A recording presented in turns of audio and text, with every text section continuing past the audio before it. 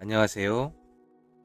오늘도 하루를 잘 버텨낸 당신을 위한 작은 라디오입니다. 지금부터 들려드릴 이야기는 실제 인물이나 사건과 관계없는 순수 창작 이야기입니다. 라디오 사연의 재미와 몰입을 위해 구성된 이야기이며 특정 인물이나 사건과는 전혀 관련이 없음을 알려드립니다. 오늘 들려드릴 이야기는 장례식장에서 공개된 유언 때문에 가족과 친척들의 진짜 얼굴이 드러나는 이야기입니다. 살아계실 때는 찾아오는 사람이 거의 없었던 아버지. 하지만 돌아가신 순간 장례식장은 사람들로 가득 찼습니다. 슬픔 때문이 아니었습니다. 유산 때문이었습니다. 아버지는 마지막 8개월을 병원에서 보내셨습니다. 하지만 병실을 찾은 사람은 거의 없었습니다. 형도, 누나도 처음 몇 번 오고 그 이후로는 거의 오지 않았습니다. 결국 아버지 곁에는 저와 간병인 한 분만 남았습니다. 어느 날 아버지가 조용히 말했습니다. 사람은 늙으면 누가 진짜 가족인지 알게 된단다.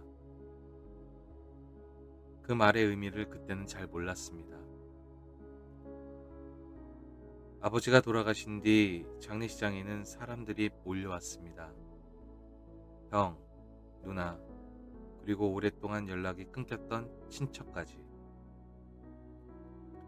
명절에도 보지 못하던 사람들이 갑자기 나타났습니다.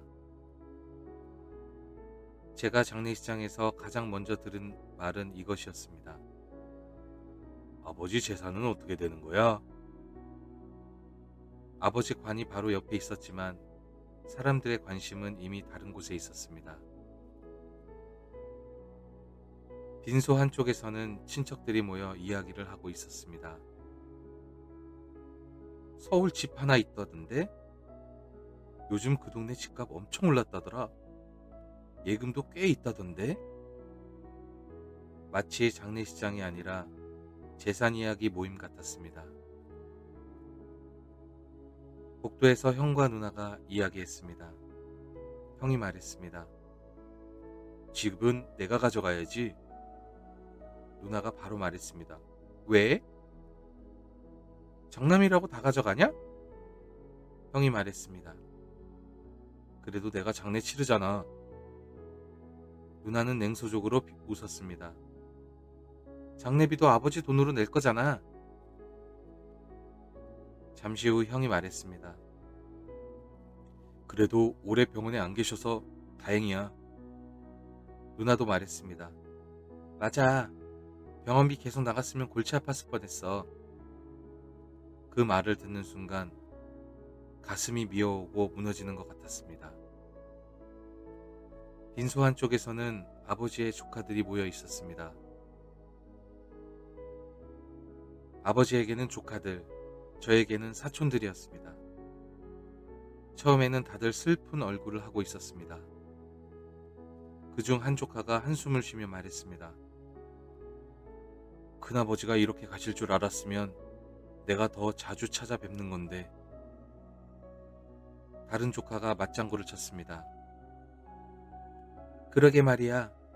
큰아버지 힘들 때 우리가 그래도 많이 도와드렸잖아. 그 말을 듣는 순간 저는 고개를 들었습니다. 아버지가 어려울 때 도와준 친척은 아무도 없었기 때문입니다.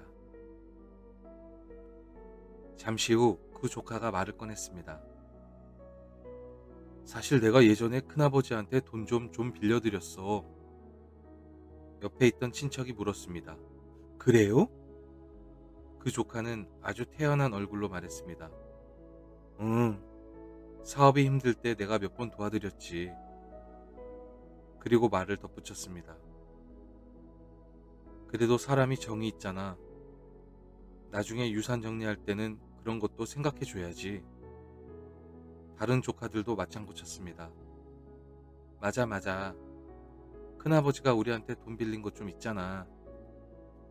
그들은 마치 사실인 것처럼 아주 당당하게 말하고 있었습니다. 하지만 저는 알고 있었습니다. 아버지가 그 사람들에게 돈을 빌린 적은 단 한 번도 없었습니다. 오히려 그들이 아버지에게 돈을 빌려갔습니다. 장례의 둘째 날, 검은 정장을 입은 남자가 빈소로 들어왔습니다. 저는 고인의 변호사입니다. 빈소 분위기가 순간 조용해졌습니다. 변호사가 말했습니다.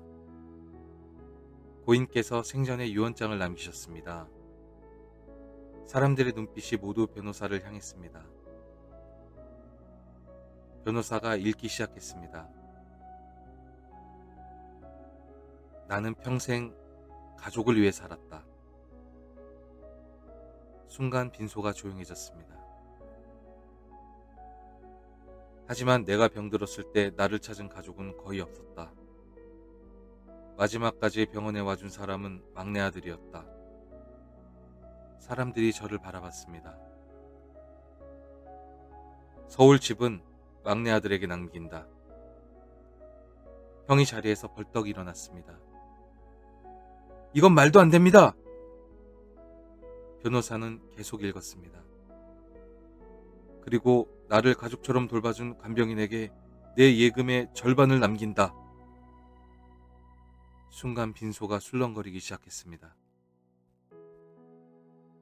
그리고 다음 문장이 읽혔습니다. 장남과 딸에게는 재산을 남기지 않는다. 형과 누나는 말을 잃었습니다. 하지만 변호사는 여기서 멈추지 않았습니다.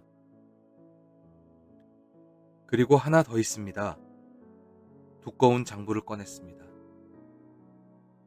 고인이 기록한 채무 목록입니다. 변호사가 한 줄씩 읽기 시작했습니다. 조카 김 땡땡 1억 2천 만원. 순간 빈소가 조용해졌습니다. 그 이름은 조금 전까지 아버지에게 돈을 빌려줬다고 말하던 그 조카였습니다. 그 사람 얼굴이 순식간에 굳어져 버렸습니다. 변호사는 계속 읽었습니다. 장남 7천만원, 장녀 5천만원, 다른 조카들 친척들 총 채무 약 2억 원. 빈소는 완전히 얼어붙었습니다. 변호사가 말했습니다. 고인의 유언에 따라 이 채무는 모두 회수됩니다. 그리고 마지막 문장을 읽혔습니다. 돈 빌릴 때는 가족이라고 하고 갚을 때는 남이라고 한다. 그래서 이번에는 반대로 하기로 했다. 사람은 돈이 있을 때 가족이 많아집니다. 하지만 힘들 때 곁에 남는 사람이 진짜 가족입니다. 오늘 이야기 여기까지입니다. 잠시나마 마음에 남는 시간이었길 바랍니다. 지금까지 오늘도 하루를 잘 버텨낸 당신을 위한 작은 라디오였습니다. 편한 밤 보내시기 바랍니다. 감사합니다.